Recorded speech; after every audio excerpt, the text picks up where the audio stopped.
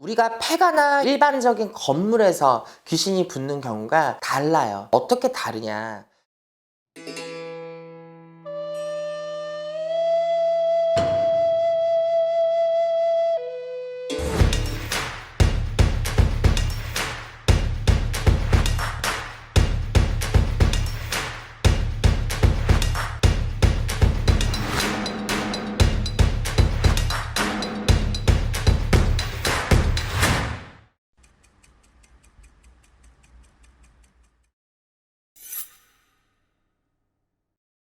흉가나 폐가는 말 그대로 오래 방치된, 사람이 살지 않아 관리도 받지 못하는 머무는 터를 우리가 폐가라고 합니다. 죽은 터라고 하죠.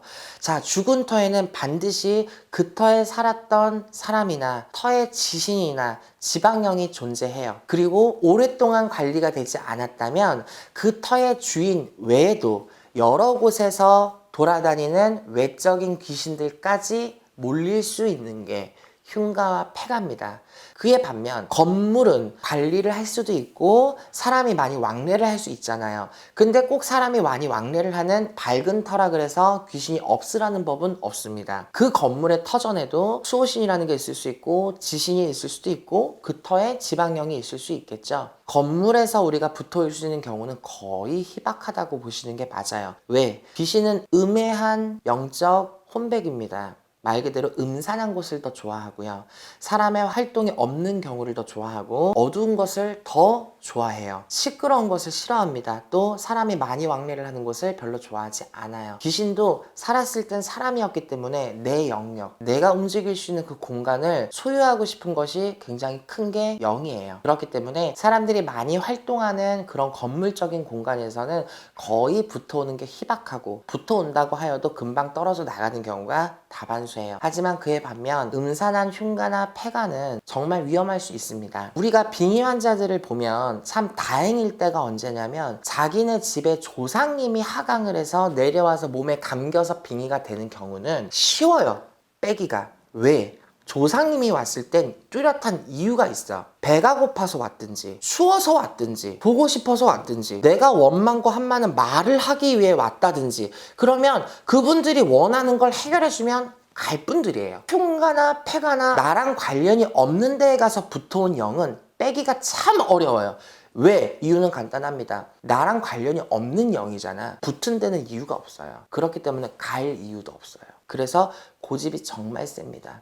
그런 걸 제3의 빙의라고 합니다.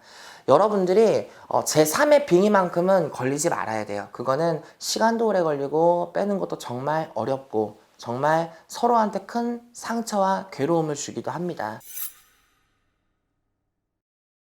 우리가 평소에 일반적으로 다니다가 여러분들 이제 으쓱 소름 끼칠 때가 있죠. 혹은 뭔가 내 옆에 있는 것 같고 괜히 막 뒤돌아보면 뭐가 있을 것 같고 이런 경우를 또 접하시는 분들이 있으실 텐데 일단은 가장 큰 예로 여러분들 자 소변이에요. 어떻게 생각하냐. 자 남자분들 화장실에 가서 서가지고 제 소변을 보지. 자 그 다음에 소변을 본 다음에 어떻게 해요? 떨어요 몸을.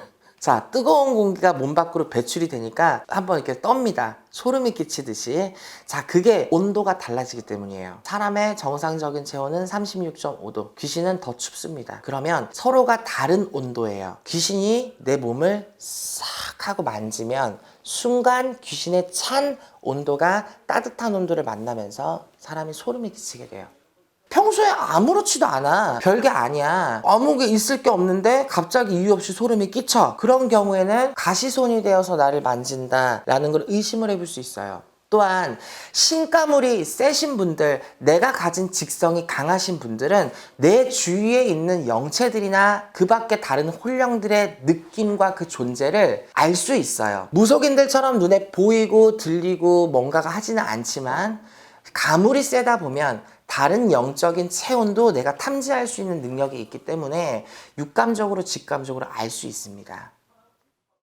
여러분 윤도령이 가진 채널 앞으로도 보고 싶으시다면 여러분들 구독이랑 좋아요 함께 눌러주시면 감사할게요.